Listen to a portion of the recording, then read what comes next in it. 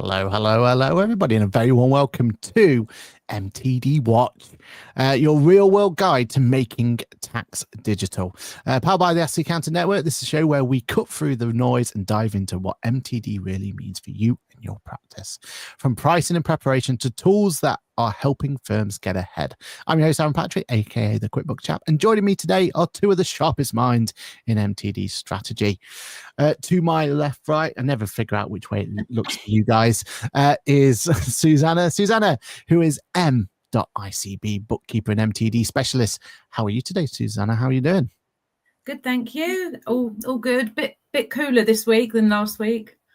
So well, I was in Guernsey last week, so for me it was wasn't hot enough. If I'm completely honest, it wasn't the weather we were expecting. But I think you're right. I think it's quite dull, isn't it today? It's chilly here. Yeah, it's not what we want. And obviously we have hashtag Audit Amy, our co-host of the QuickBooks Lab podcast, and hashtag Audit Amy. And also your other pods due soon, is that not the case? But how are you today, Amy? Very good. Being counted a boss, it's imminent. So look out, keep an eye on my socials. It's coming. It's raining here in Dunstable, Bedfordshire. I can see people with umbrellas out the window. So yeah, not that good. And considering I'm going away next week to Butlins Bognor, I'm hoping the sun comes out. We've got a bank holiday looming. What do you expect? Oh yeah. Oh, it's going to rain. It's definitely going to rain on Monday. 100%. Well, we all hope for the best for you on that one, Amy. In this series, we're unpacking the true cost of MTD readiness and exposing the common pitfalls and grilling the software vendors on what's working and even dive into what isn't. We're broadcasting live across LinkedIn, YouTube, and Instagram, and this episode will be available on demand on all major podcasting platforms out there. Be sure to follow and subscribe so you don't miss a moment of the new series. And if you're watching live, drop your questions and curveball in the chat, just like Mahu there. He's got good afternoon, everyone, from cloudy London. So it's cloudy in London as well. It's not looking great. Suzanne's here as well from Sisu Bookkeeping. Said hello, everybody. And we've got Kirsty here as well. Good morning, Kirsty. Hope you are doing well and hope March is nice and not gloomy. We got feedback from the last show, actually. And apologies, I forgot to click on the actual document to bring it back up so I can get to the right place. So bear with me, caller. Dave S. If you can put your surname in, that'll be amazing. But I assume there's a reason you've just put Dave S. But that's absolutely fine.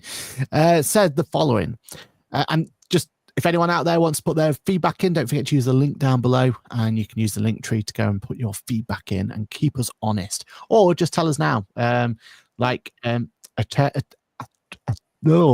Atrarium Bookkeeping Services. I've butchered that. Hi, everyone. Cloudy in Salisbury. So there we are. But Dave S. says the following. I really enjoyed last week's episode with Tim. Oh, good. I'm glad Tim was a good one. Great perspective on the outside looking in. He discussed the barriers to entry of starting a business in Guernsey, presumably for legitimate reasons.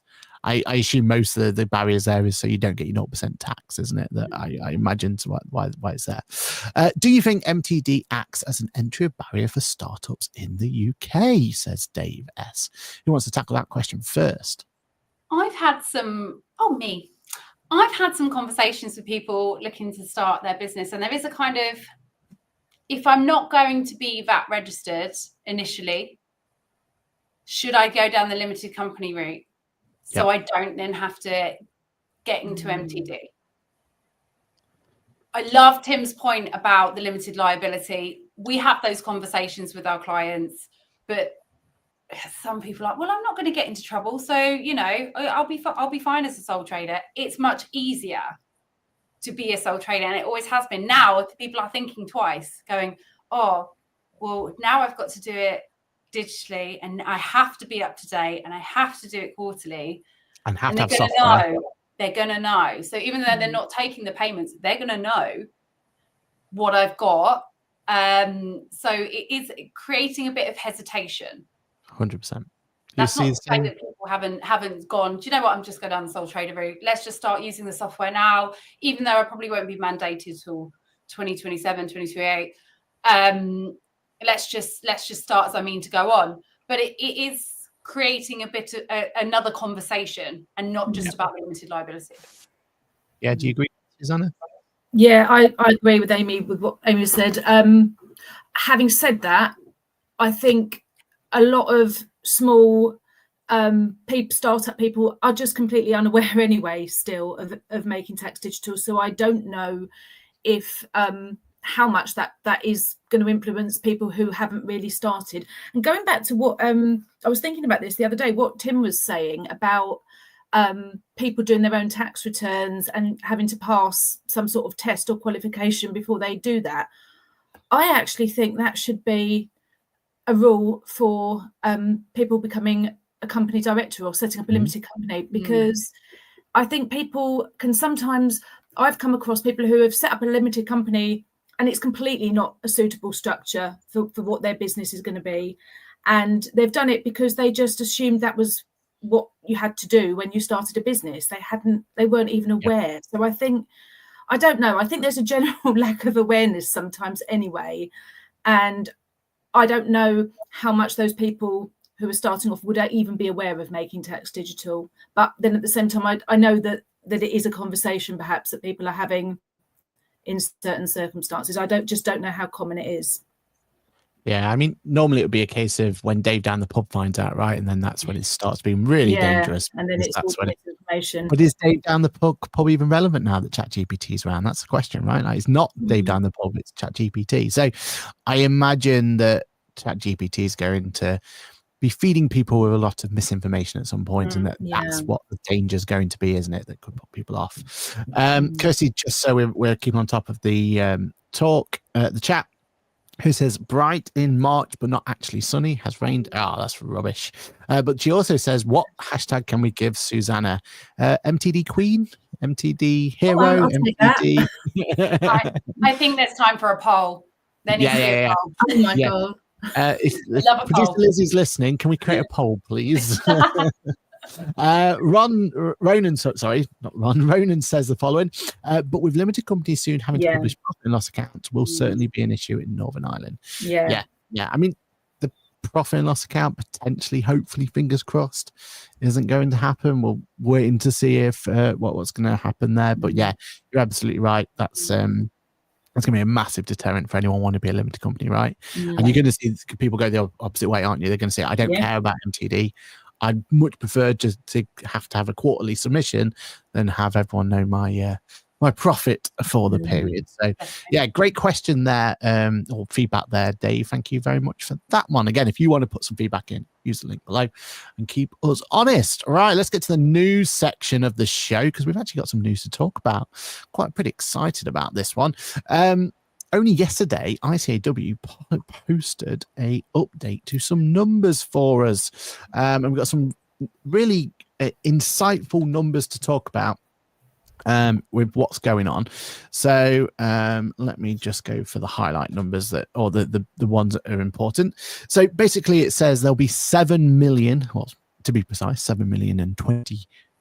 No, so 7,020,000 taxpayers with income from self-employment or property that will be within ITSA for 23-24. So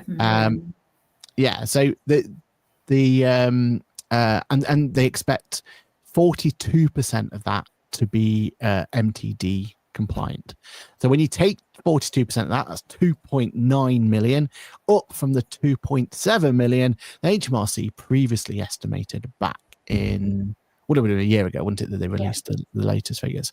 And they've given us a nice breakdown of what they believe are going to come into those different functions. So remember, we've got April 26, 27, and 28. So April 26, they believe 30% are going to come through, which 864,000. April 27 is 1.77 million at 37%. And then just under a million at 975,000, 33% in April 28. So before we go any further, that's a bit of a worry, right? We've already found another 216,000 ones to go through. God, that's Do we know how many? What proportion of those have already got a bookkeeper or an accountant working with them? We do. So although many in scope tax papers are represented by an agent, 1.9 million of them, 65% of them, and then 1.18, 35% are not. So basically a million don't have an accountant, 2 million do, which is slightly better news for kind of worrying about it, right? I can only imagine that 1 million of people who don't have an accountant is going to reduce, and it's going to kind of swing the other way. But yeah, I mean, they're big numbers, right? I think we all knew they were going to be big numbers. And then the final one, just so everyone's fully aware of it, and so we can kind of talk about it in more detail. They think that, HMRC reported 12 million tax returns were submitted for the 2023-24 tax year, which means approximately 9 million of them, 76%, will not require the use of MTD, which means the non-MTD tax return solution is going to be around for a lot longer than I think anyone believes. Thoughts on that one? What I mean, they're big numbers, right? And they're only going up. Who wants to go first? I'll go first. I mean, the skew between the years is pretty consistent when I look at my client base. It's definitely going to be more in the 2027 than the other two. Obviously, I feel like it's going to go up. So many people now have side hustles that I know it's going to be 20,000, probably at some point in the future, be everyone, hopefully. But I think that will just then go up and up. So when if we looked at the figures again next year, it'll be even more. I'm quite surprised that the 2/3 accountants, bookkeepers, and a third not. Really? Yeah, I would have thought people would more. I mean, I do know people that do their own tax returns. I have friends and family members that do and don't want me involved. That's absolutely fine. But I didn't think it was that many that did it themselves. But remember, this is the ones are hit by MTD or going to be hit by MTD. So this is only the 3 million. If we just round these numbers up, right? This is the 3 million that will be hit by MTD. I would imagine not. Well, does that feel right that only a third of the kind of self-employed, if you like, are doing their own? Does that feel right? That's what I was thinking. I thought that's quite high. I would have thought more would be getting external help. On the landlord I guess it depends on the size of them. And I was going to say about the landlords, I think there will be a lot of accidental landlords or very small landlords who probably do their own tax return, probably missing. They've got to be over the 50, haven't they? And that's the thing, that when you think about a lot of landlords, it's a one or two property, especially on the self-employed basis, one or two properties, majority, because there was obviously that massive shift to go into limited company. So yeah, I'm just quite surprised that there's a third that are doing it themselves. And then, I obviously the numbers about the 76% not required to do MTD. Feeding up of last week's, it is such a sorting out our clients into which pot they're falling in. And we're doing that ourselves. There's no indication from HMRC to us as agents of this person should be going in. We've got our ducks in a row, and we'll talk about obviously the software that we're using to help us identify those people that are in and in which pot they're in. And I don't understand why they're not automatically signing people up once they know from their tax return, from their 24-25 tax return, that they're going to be in. Yes, they're sending out a letter supposedly saying you're going to be mandated. Why don't they just sign them up at that point? And then it's in the only kind of defense I've got there, and it's not a defense, but the only way I can think of they're trying to say is, what if they don't want to do MTD, so they just cease altogether? Is that the reason? But then they can opt out. Or Yeah, not true, opt out, true. but then they haven't ceased employment on their 24-25 tax return. So they haven't ceased. So unless they're going to cease in their 25-26, which they've got time to do, I don't know. I just feel a bit moany because it's just another job that we're having to take on that we can't charge for. You can't charge clients to sign them up. I mean, I've spent quite a lot of time doing that this week, and it's, and then it's the waiting for. It is a bit of a pain because I've had it this week where I've signed up all the clients that I know are going to be bought in April 26, or I've signed myself up as their agent. That was the first step, and already I'm like waiting for people to click that link that I've sent them and log into it. And then I've already had I don't know how to get into my government gateway. I don't know how to, and it just, the process is taking, it's just more burden on us and more time spent that, you know, we're not charging for. And I just don't know why that hasn't been done automatically. And it's going to be a continuous thing for 3 years. Yeah, isn't it? Yeah. And it's going to be like, right, I've got to sign up the next one. Oh no, he's gone over, so he's got to go in now. Oh no, they've dropped. Do I need? And then it's a constant us looking at our portfolios. You know you've done it. You know you've sent them. It's all of that. I've sent all these people the link. Now who hasn't come back to me? Who hasn't? And it's just it's just a pain. But I think that's where we've got 76% of people that aren't in. Right. We've got the list of people that are in when we get that list, because we're not getting it from HMRC, so we figure it out ourselves, or our software will help us, or we might get some wrong. You know, we don't know. Right, we'll figure that out. 76% left. Okay, right. Now let's split them. Oh, but we've not finished their 24-25 tax returns, so they might move. So I can't sort them yet. No, those ones are on hold. Yeah. And you're constantly. I mean, I've got a reminder every month to run a report. Yeah. And they're like, oh, there's someone else. Yeah, that's it. You might take on a new client in the meantime, and all of a sudden I've got to remember to add them to my list for whatever year I think that they're likely to be.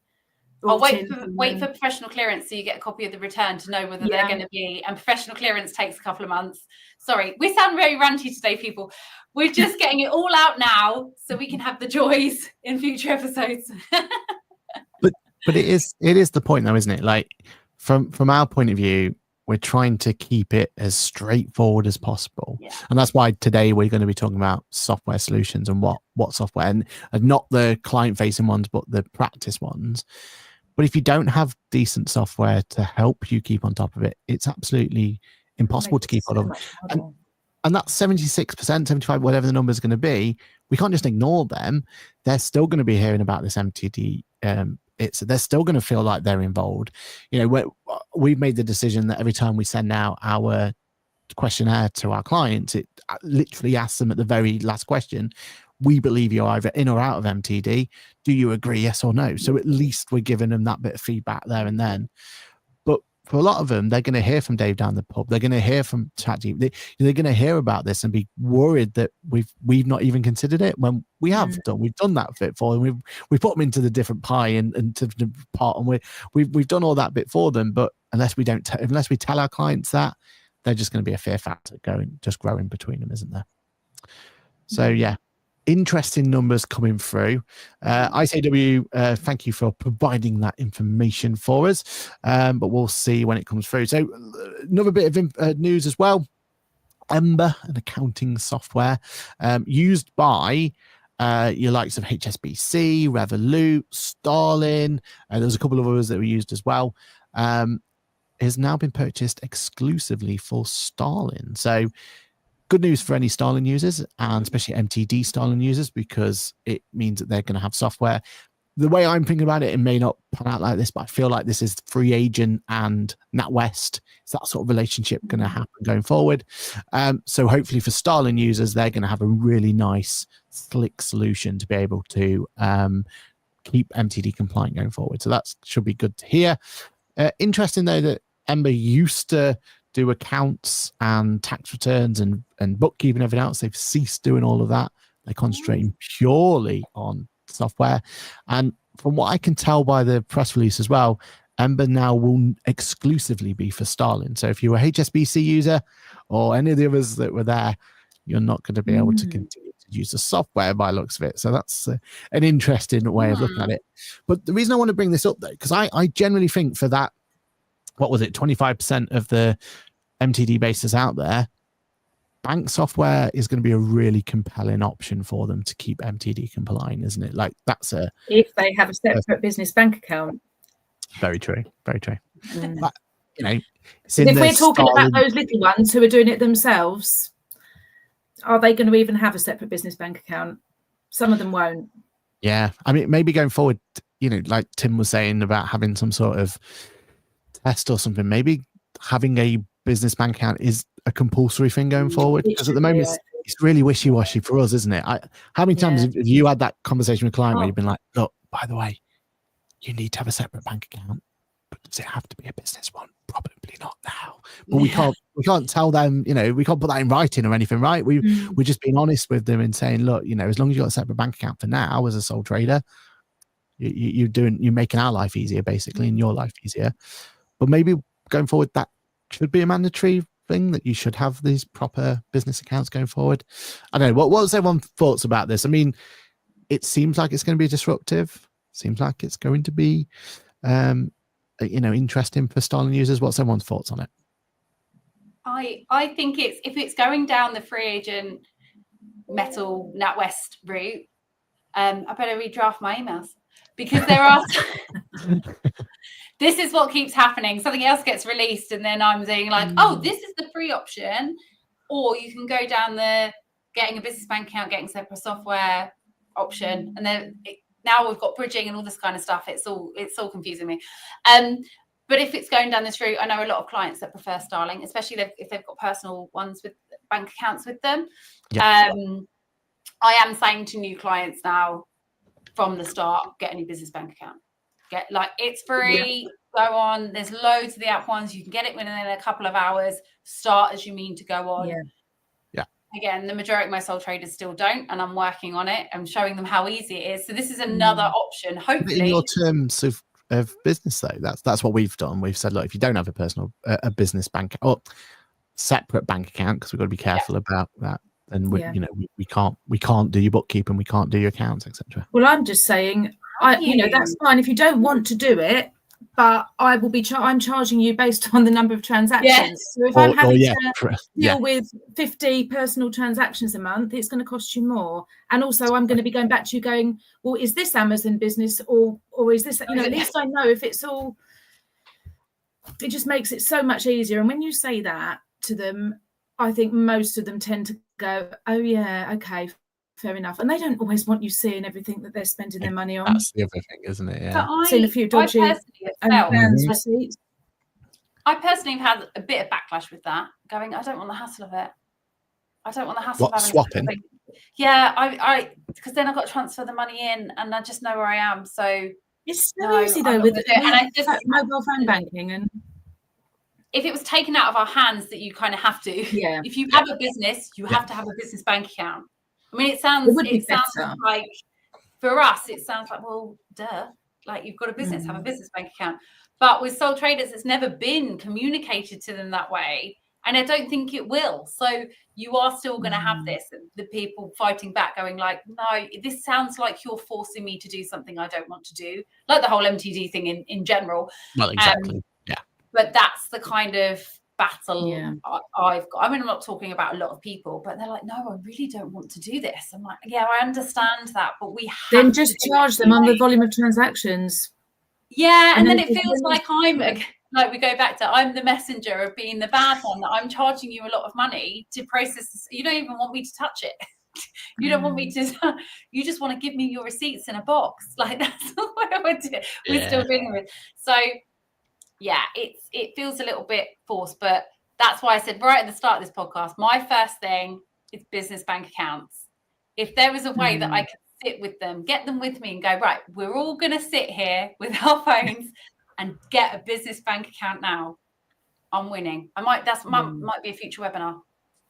Yeah, there's one of the bank accounts, I can't remember what it was, it gave an accountant portal and gave you the option to almost create it on behalf of your clients. They had to fill out. Really? Yeah, was it Tide? Was it one of them where it didn't catch on, but the idea was there where we had an accountant portal to kind of do the starting bit for them. Is that even legal with AML and stuff? I believe that's why. I believe that's why it never kind of got to fruition. But it was definitely there in concept, and we were like signed up to it and everything else. And then we could have access to kind of download bank statements and stuff. Kirsty says back to the hashtag idea, MTD Queen. And she's liking that one. And then Mahul says MTD Queen Suzannah. So we got even a longer one there. I like that one. very, very Pacific, very particular. Oh, I'm not going to try. Yeah, Specific. And then hashtag Go Proposal Queen Suzannah. There we are. So that's what you should be known as going forward. And then Paul Ingram says, Barclays recommend FreshBook. And that's interesting, I've right? seen that. I've got a feeling a lot of them are taking very good note of that NatWest and NatWest and Free Agent. Thank you. Mine went blank there. Deal, because from an MTD point of view, it's a match made in heaven, like we've said before, right? It is really going to be a great solution for clients, and I've got a feeling a lot of them are going to be looking at that, going to be looking at that thing. I assume that's what prompted Ember the purchase, right? Like it was a match for Starling that works for them. They could just kind of get that up and running and offer that whole solution. Because what are Barclays going to do? They're not going to be able to buy QuickBooks or Xero or anything like that. So it's going to be really difficult for them. It worries me about some of these new softwares, though, about how sophisticated they're going to be in terms of, is it just categorizing transactions, or are you actually going to be able to do like any accounting adjustments or anything? Free Agent is basic, but it's pretty good. You can do most things within it. I don't know if any of these new ones. Free Agent has been going a long time, and it's had quite a lot of investment, and they've got accountants working with it. I don't know about how much is going on, if it's just a knee-jerk reaction with these other ones, and how suitable they're going to be, and whether we're going to be expected as the agent to log in and, I don't know, do anything to do with the bookkeeping on them, or how that's going to work. Yeah, we tend to be the afterthought, right? Like that tends to be what will be. So interesting times, but we'll keep an eye on it. And in the next news segment, we'll keep you up to date. Right, let's go for the topic of the show then. So we want to talk about software. Now, it's interesting with ICB and their Lucre Awards that they don't have a Practice Manager of the Year award anymore. They have, we were trying to figure out off air, weren't we, what they call it now, but they have a new award category, which is effectively everything that you use in your practice to basically deliver accounting services, which isn't client facing. So whatever the Lucre Awards have decided to call that, that's what we're going to call this part of the segment of the show as well. So TBC on what it's called. But for me, this is my biggest frustration with the world of HMRC and the way that they've implemented MTD, because I feel like they've given not enough support, but at least they've given support to your vendors like QuickBooks, Free Agent, Xero, that lot, to help them build and help them and have consultations of what that experience is going to be like for the end user, and also for us in part for us accountants, how we can have access to it. But there's been no consultation, at least not lately, and there's been fights to get them there. But for the rest of the software solutions we use, the stuff we need to be able to deliver our services to our client. And that's what this topic's all about, really, is about what services we've got in place or what solutions we've got in place, and put it there. And just to kind of give you an indication of what, like what our expectation should be with HMRC. When I was over in Guernsey last week and I was there with Tim and TCS crew, they showed me the Guernsey tax system and what it looks like, right? So imagine this as a world. Imagine a world where you log in and you see a list of your clients, number one. Ooh, wow, like we don't even get that at MTD, right? So that was my first wow factor. But then also it was against every client, there was a status of, is it filed, is it not filed? In the top, there was a dashboard of how many you've still got to do before the deadline. You had an opportunity to allocate them to different members of your team as well, so that when they log in, that's the only ones they could see, or that you knew that they were involved in that particular client. And also there was, I believe this is right, there was a bit where it told them like how much tax they still had to pay and all that sort of stuff. Like it was all on their dashboard the second they logged into the Guernsey tax system. So we currently have two different portals, which is crazy, and that's back to this 76 versus 24%, which is going to be a nightmare for us. We don't even have a client list. When we log in there, it's still buggy. There's still some issues. We do get more information, in fairness, on the new ACS thing. So we can get things like P60s and stuff like that information, which very, very grateful for. Love that. Oh, and then just finally on the Guernsey one, if you want to put 64.8 in place, so at the moment we have this really confusing system where there's the old 64.8 system and there's the new 64.8 system, and the new 64.8 system is completely different to the old one. Anyway, in Guernsey, you send an email over to whoever it is after you filled out a little form, got the client to sign it, got it back, send it over. If you didn't know their UTR number, no problem. They'll just find that UTR number for you and just stick it on. Now, obviously, we'll never get to that point. That'll never work for us in HMRC. But if Guernsey charging 0% tax at this point, so they can't have that much money in their coffers to pay for this. If they could deliver that as a dashboard, then we desperately need software, don't we, to give us a fighting chance. Yeah. And that's where the frustration for me lies at this point in time. We're getting some great innovation coming through from the likes of QuickBooks and Free Agent and Xero. Like, they're thinking of new ways to do things. Ultimately, we're getting better products out of it, new products and all this and the other. But the rest of the accounting industry, they're just being forced to build things because we're begging them for solutions. So let's start at the very top then. What practice management solutions are people looking at? What you're looking for? Have you had to make any changes because of MTD? Talk me through it. Who wants to go first? Go on, Suzannah, you go first because I've been going first all day. Okay, so I'm using Engager and I'm loving it. I'm loving how Johan has kind of outlined processes for us to basically just sort of copy and adapt. And so from everything from the kind of the segmentation, the communication with clients and stuff like that, and building those workflows. I'm really loving the way you can get a client authorized through Engager. I've only just started doing that. I mean, I think it's only been live for a few months, but that is lovely, and it makes it so much easier. And you can send reminders from there as well. Which is really good because you can just look, they haven't authorized it yet, or they haven't signed it, and then you can just sort of click on it to remind them. So yeah, that's what I'm using for actual practice management. I am still using Go Proposal for my proposals and my letters of engagement in Oversuite, because that just works for me, and it was such a big task getting everything set up in the first place. I'm happy with that, so I'm sticking with that for now. So yeah, the two combined work really well, and then I'm sort of integrating Engager with Zama and everything like that, because all those processes, we need everything else to be as efficient as possible, because we're having to spend so much time on all of this extra stuff other than the actual client work. So to make everything as efficient as possible, from your onboarding and just everything else and your workflows and everything, it's really important. And just a question from Oversuite, have they given you any MTD engagement elements yet, or is that not yet? But funnily enough, there's a webinar this afternoon which I'm signed up to do, and I'm hoping they're going to release sort of some more information on that at that point. But I know it's definitely on the roadmap.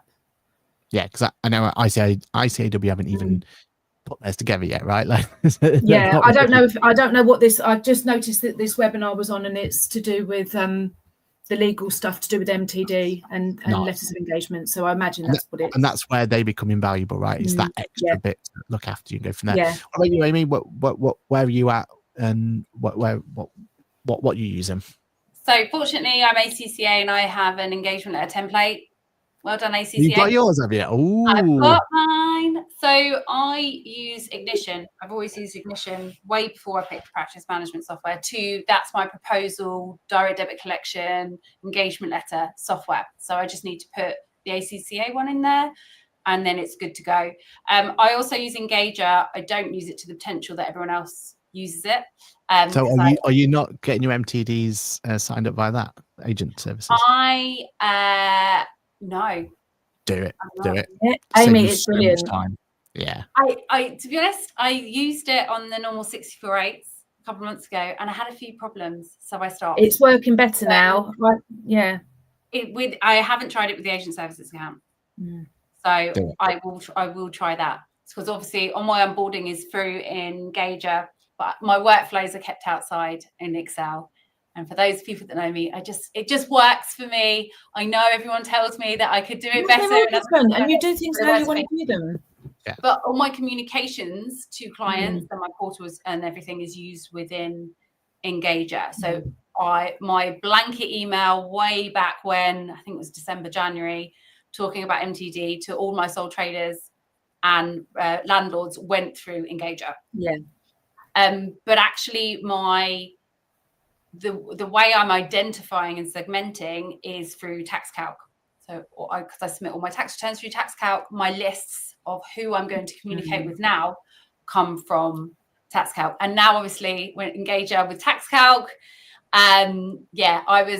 people that saw me, I was so chuffed, because it means everything's going to fall into place nicely. So bring that on. So I also use Summer for AML, because it links so nicely with Engager. And I've done that for months now. So yeah, we do have similar, slightly different in the submissions side of things and segmenting. But what about you, Aaron? Are you Engager too? I'm Engager too. Yeah. I'm the only one out of all of us who are using the proposal in Engager as well. So I feel like that helps us quite nicely, especially now we've got the admin integration, where we can basically, like you guys have with Go Proposal and Ignition. I believe Go Proposal is the same, but I know Ignition definitely the same. They can't even sign the engagement letter now without providing their payment options to us, which, just takes that risk away, right? Like we know they're signed up, we know we're ready to rock and roll, and that keeps things nice and straightforward for us. I think from a practice management point of view, the most important thing you want is that customization. That's definitely been seen here with this, like having the option to put custom fields in, to segment our clients. Game changer, right? Having the option to be able to just even see the clients that we want by the services and go through from there. Even something like the practice management solution in QuickBooks doesn't give you that on an easy basis. You have to really dig for stuff like that. So it's really made me feel confident that we picked the right practice management solution for our needs, because it's so customizable. It gives us all those options to go in there and stuff like that. And I think that's really important, right? But again, it comes back to, why wasn't the practice management solutions able to talk to HMRC earlier about what access they had? This part we've been saying how amazing it is that we can now finally get that 64.8 process through our practice management solution. That's actually been live since day one of MTD VAT being thing. But no one knew about it. HMRC never gave you any proper guidance. They had really weird naming terminologies and stuff like this. So for the non-accountants developers trying to figure out how to build it in, they had no chance of doing it right. And I just feel like, and I can see it from HMRC's point of view, they've had that MTD 648 process forever and no one's ever used it. So they're probably thinking, well, why build any more cool tools for accountants, because they're not even using the ones we built, right? But wouldn't it be so nice? So one of my favorite features about Engager, for anyone who's not used it, is that when you go to say a task is completed for a limited company point of view and their accounts are submitted, it actually won't let you tick that box unless Companies House is actually updated to say it's done and dusted, right? And on the flip side, if Companies House updates, you actually can then automatically say, yeah, we filed those accounts, job done, everyone's happy. Imagine we had that connection for MTD. Imagine, right? Like, that would take away so much of the admin behind the scenes, that if you file the MTD quarterly, it automatically updates in Engager for you, or whatever practice management solution you're using. If the client files it on that, because they're doing it themselves, it can automatically file for you, right? And keep you up to date, because at the moment there's no way we can do that. We'll talk about maybe another solution that hopefully can help us later down the line. So just on that, there is one way. I know we're going to talk about this another time. On tax calc, there is the ability to, no matter how it's been submitted, to get that feedback. Interesting. Because when I queried this with another prominent solution, they said that was impossible. So Okay. When we have our tax calc episode, we have our expert with us. But it is possible. And then obviously the other one we're going to talk about in a bit. But okay, but that is really, really interesting because, and again, because like you said, with having that relationship between tax calc and practice management with Engager, hopefully those two can talk to one another about that and bring that information in, right? But you're right. It should be something that we should be able to see on HMRC, to be honest, to see a list of our clients and a list of what's been submitted. All in one place. Yeah. Even looking back at the tax return. When you're trying to find out when the last year's tax return, when you take someone on, you have to go and find the client, and then you have to go into the year, and then you have to go to the tax return options, and then you need to, and it's just such a long, just want it simple. And this is where another solution comes in. Yeah, I mean, full disclosure, I have made sure it's as safe as possible. I'm using a Teams account on ChatGPT, blah, blah, blah. But when agents first came out, one of the things I taught my agents to do was go into HMRC, go into individual clients and get us that information, right? And it was literally going through and doing that for me. Is that a long-term viable plan? Probably not. As much as I was grateful to have that done, there was too many ifs and buts and problems and errors and all this. It's scary, isn't it? Yeah, exactly. Right. But it was more of a proof of concept. Can it be done? Is that a possibility? So I can see that it can be done that way. I don't think we still need that API access to go through.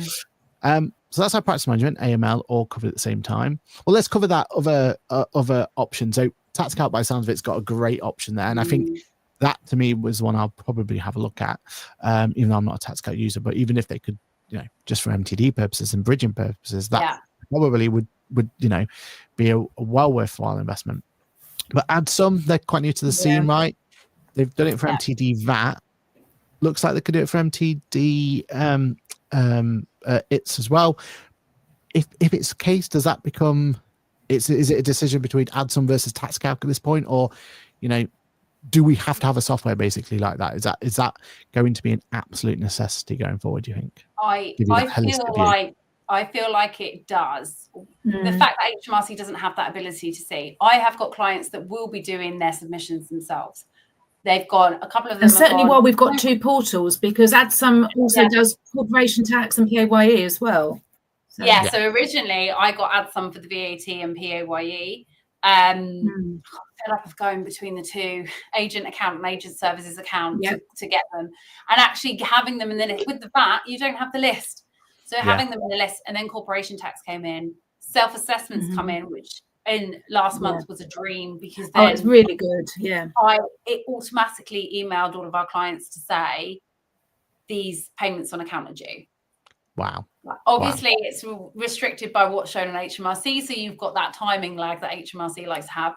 But if they get the MTD IT in, and then you've got those automatic reminders going to clients, yes, you could do them in Engager, but this is this has been submitted, maybe. I mean, I don't know what it looks like on their roadmap, but so far this year, AdSum has saved me so much time in reminding clients to make payments. So to then have if clients are doing their own, a reminder to get things done, or even get their records to me. It's good. And it's really cool as well, because you can see what's been paid as well. You can see that they've paid, because sometimes we might know that we've submitted it because we've submitted it ourselves, but you can see that they haven't paid it yet. So that it's how, or you can see that there's a direct debit set up and things like that, and that's really useful as well. I think it's bridging the gap that HMRC could go that step further, but they haven't. So they won't either. We can tell they won't, right? Like there's no point even thinking about that potential, right? And it already has the ability to segment and allocate to team members, exactly like you were saying with Guernsey. It kind of does all of that. Within, it's just separate to HMRC. So what we call in this category, is it the HMRC portal, the HMRC holistic view, the client list, or what HMRC should be? What HMRC should be doing. AdSum's doing. Because there'll be more to come, right? Like I'm from what I've seen of Absum, really like it. I can't quite get my head around the pricing point of it yet. It feels like it's worth it, but we've not pulled the plug to know if that's definitely worthwhile or not worthwhile. But I do, TaxCalc may be building a similar. Well, it sounds like they've got a similar sort of thing in the pipeline as well. So maybe there's an option there.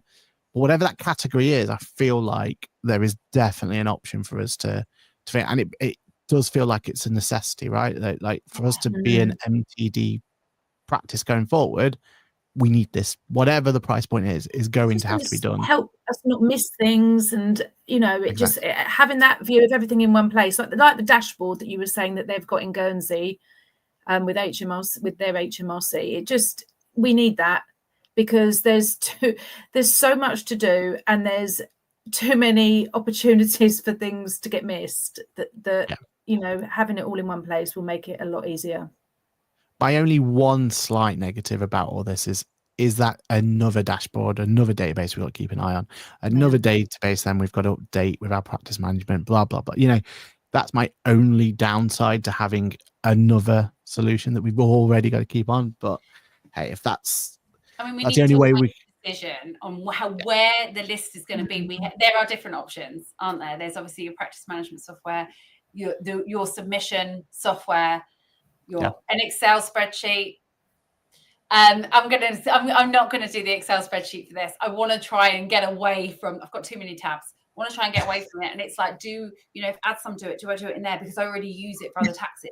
TaxCalc, do I do it in there because I might not be doing all the submissions in there, but my year-end tax returns are going to be in there. Yeah. So, these other softwares have said that you would have the ability to track other clients in it. But you're right.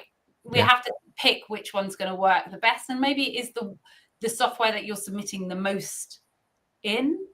Yeah. But at all times, you're going to have to go back to your practice management solution anyway, right? And you're going to have to update that. So they all need to link. Yeah. We all know. That the world that's, never going to happen, isn't it? We've talked about prospect, we've talked about HMRC authorization. How about receipt capture? Is that something that from an MTD point of view is an absolute necessity or what? Talk us through who you're backing or who you're utilizing. Go for it. Yeah.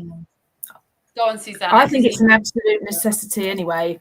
I think I couldn't work now without receipt capture. So I use a combination. I use Apron and I use auto entry. So partly it depends on, for my Sage clients, Apron doesn't integrate, so auto entry works really well.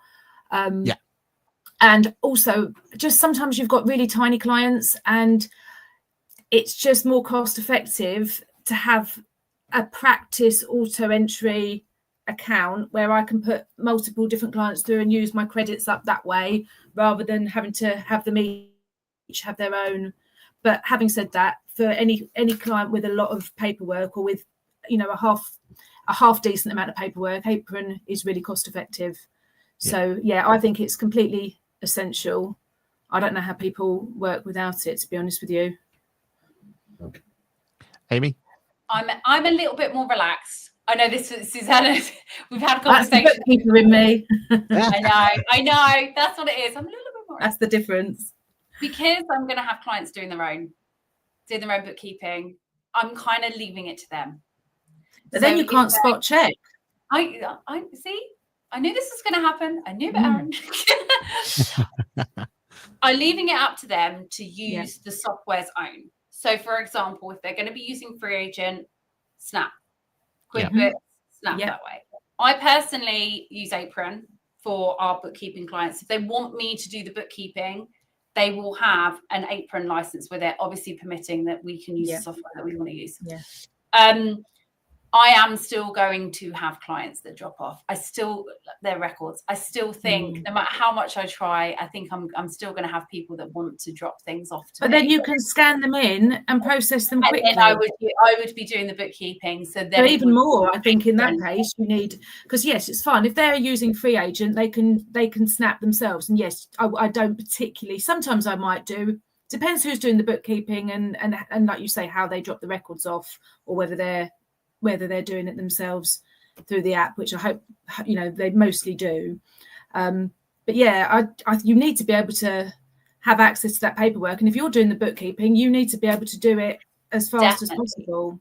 I think if they're doing their own and they want me to do a quarterly review and do the submission, they're just going to have to accept that I'm going to come back if you haven't got the receipt. I am going to come back. And again, that's going to be a case of I'm going to have to charge you because you haven't done your bookkeeping right necessarily. And I might face some backlash for that, but it's going to be thinking in the long run if I do it. Or if you do it, just do it right. Just do it right. Yeah. We're going to need that evidence for year end anyway. So I'm encouraging people to do it, but I know some people won't.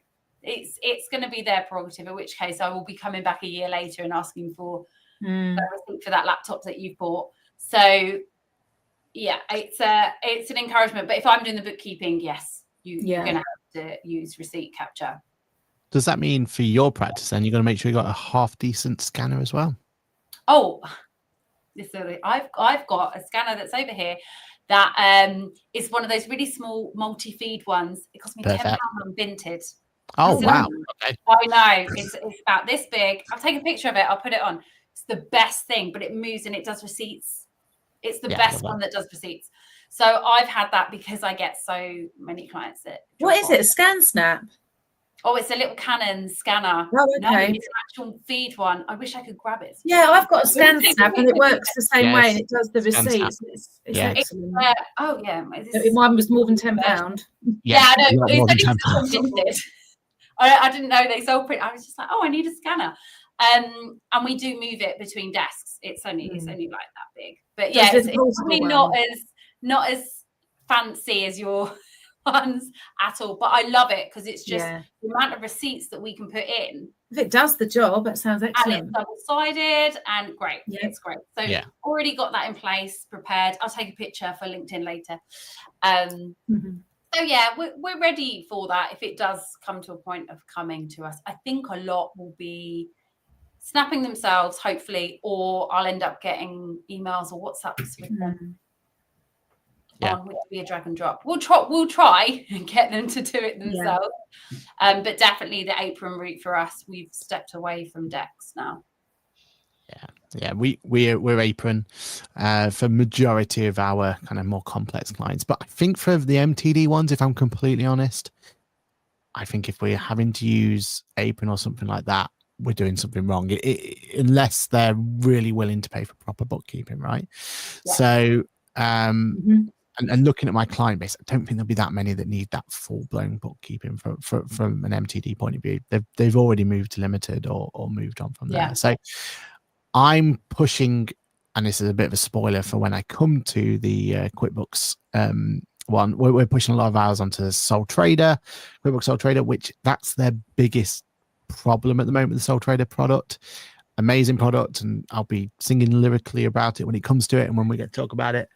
But their receipt capture feature is just not good enough for what it needs to be. So that's where we're going to have problems going forward.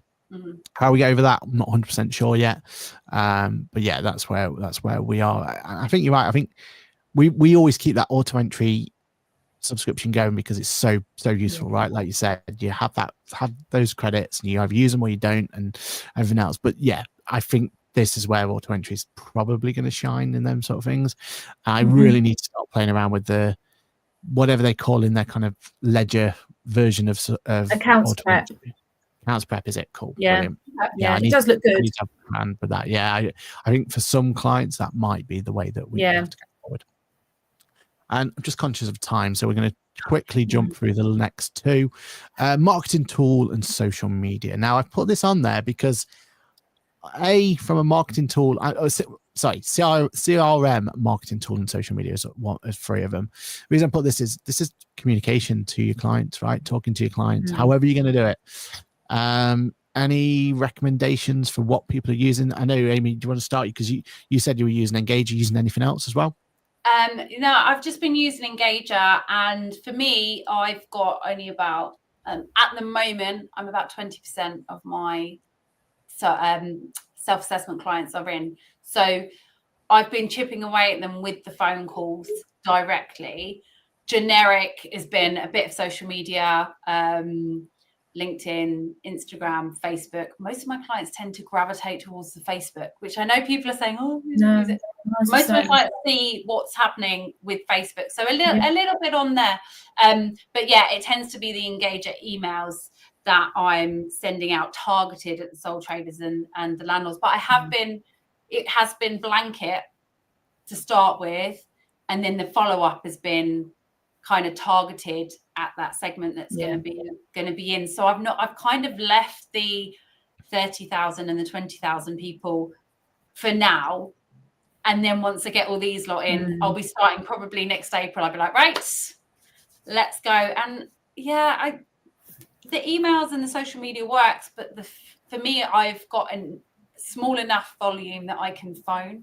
I can understand if people have got like hundreds of thousands. I mean, I've probably got about 150, but if people have got like hundreds of thousands, that it's not possible to sit on the phone. Hi, have you read my email about MTD? So not why not. Yeah, Engager is my email marketing side of things, and then just some social media posts. Suzannah? So I think I've said this before, but I've been banging on about MTD to my clients for years, since it was first, since before it was postponed originally. So all of my clients, I mention it, and I speak to my clients quite regularly because I'm dealing with them throughout the year as a bookkeeper, so I'm having that regular contact, and I'm constantly reminding them. And I have already got virtually all of my clients, including the 20,000 ones, and even tinier ones than that. I think they're nearly all on software. I think I've got maybe 2 that aren't at the moment. And so, yeah, I've been doing that. And then I've done the same thing with Engager with the initial blanket email to everybody. I've also emailed each segment who I think are going to be brought in at each threshold. So they all know. So I've told the ones who are 30,000 and 20,000, don't worry, you're not going to be brought in yet. However, it's very, very likely, if not definite, that you are going to be brought in at this point. Let's start working towards that now, so that when it happens, it's no different. We just hit the ground running with it, because I'm on my own in my practice, and I don't want everyone coming to me at the last minute and me having to try and get everything sorted at once. And then social media, I'm sort of talking about it on social media. That's not just for my clients, but to try and attract other new clients potentially. And I have had people come to me saying, I saw your post on Facebook and I have been doing my self-assessment myself, but actually with this coming up, I think I need more help and everything. So that's really good. So yeah, that's kind of how I've been doing it. And then just talking every time I speak to a client, I'm kind of dropping it into conversation, and certainly some of my ones who are going to be brought in April, I'm having the conversation now saying, if this in a year's time we will have filed that first quarter's MTD return, and you still haven't, with the position we're in now, I'm still waiting for X amount of bits of paperwork and information from you. So if this was a year down the line, we'd have missed that threshold, that deadline. So you need to be getting a bit sort of more organised. So it's kind of that drip feeding, constant reminder. So yeah, that's how I'm doing it. Love that. Our end, we've got Engager that can send out information. Again, love the feature of doing a questionnaire for their tax returns, because they have to read that, right? They can't just ignore that one. Yes. So the fact that they've actually ticked there, that's been really beneficial to us. But we're starting to try use MailChimp again. Like we started at the beginning, now we're coming back on there. So I'm hopeful that Intuit's going to bring out some templates for us to start using and stuff like that via MailChimp. Like they want us to use it, cool. Give us the assets. So I have been kind of drumming that door and trying to get people in Intuit to listen to that. So hopefully, fingers crossed, we'll have that. But also, for us, every social media outlet we can find. We're trying to push the MTD bandwagon for, but that's why we have producer Lizzie. So we are all good for that one. But thank you so much for giving your insights into what software you're using. Hopefully that's given everyone a bit of an insight there of what they should be thinking of, what tools in place. I think the most important one here is that practice management solution, right? Like we are not going to be able to deliver MTD without a decent practice management solution. I just don't see a world where people are going to be able to do that. Kirsty said, yes, another place to log in and view and pay for, talk about AdSum. So I think that could be our second like must have at some point, is going to be one of these portals, whatever those portals are going to be, right? You know, like I said, the category will pretty much be what HMRC didn't deliver for us. This software is, right? Yeah, and unfortunately, the situation went. Dave says, Mahul says, thank you very much for and a great talk. So thank you for coming along to our MTD. Speaking of coming along, next week we've got a very interesting episode where Amy's not going to be here because she's on holiday. So from all of us at the Watch Series, I have a good holiday there, Amy, and we're going to replace you with another Amy. So we've got the amazing Amy Copeland coming along from ICB, and we're going to be talking all about how from ICB's perspective, how they've been kind of preparing, getting their members up and running, all that sort of stuff. So it's definitely one not to miss. Suzannah, you can go first this time. Anything you want to plug? Any final thoughts? Go for it. No, but well, I suppose I'm doing Natasha Everard's podcast tomorrow, her absolutely bookkeeping one. It's not live, so I don't know when it'll be coming out, but look out for that. And I'm going to be talking about free agent and why it's important to me because of MTD. So love that. There's a link there. So yeah, if you'll have a look out for that when that goes live. Definitely. We'll get producer Lizzie to push that one. Amy, any topics you want to bring, any final thoughts, anything you want to plug? Go for it. All yours. Yes, so very, very soon, I feel like I've been talking about this for months, my next series, Being Counted Boss, will be coming out. Yay! Talking about my practice, warts and all. First episode is ready and going to be released very soon, where we touch on the importance of Lego. Aaron does, as I mentioned, and trainer collections as well. So a little bit different, talking about how we wind down. So yeah, keep an eye on my socials. That will be released very soon. Absolutely sold. I mean, yeah, you've got definitely me listening with that content coming through. And I'm sure a lot of the Watch Series fans will as well. So thank you very much for listening. As always, we are here on a Wednesday at 12:30. So come and join us if you're listening to it back live. If not, then continue listening to us on the podcast service of your choice. Don't forget to use that comment section down below to give us an opportunity to give us some feedback. What did we say right, wrong? Have you got any thoughts on software? Is there a software category we missed? It'll be great to hear from you on that one. Thank you for both of you for joining us on this one. Thank you for all the people joining in the chat as well. It's been very much fun, and we'll see you this time next place for another exciting episode of MTD Watch. Cheers all. Bye. Bye. Bye.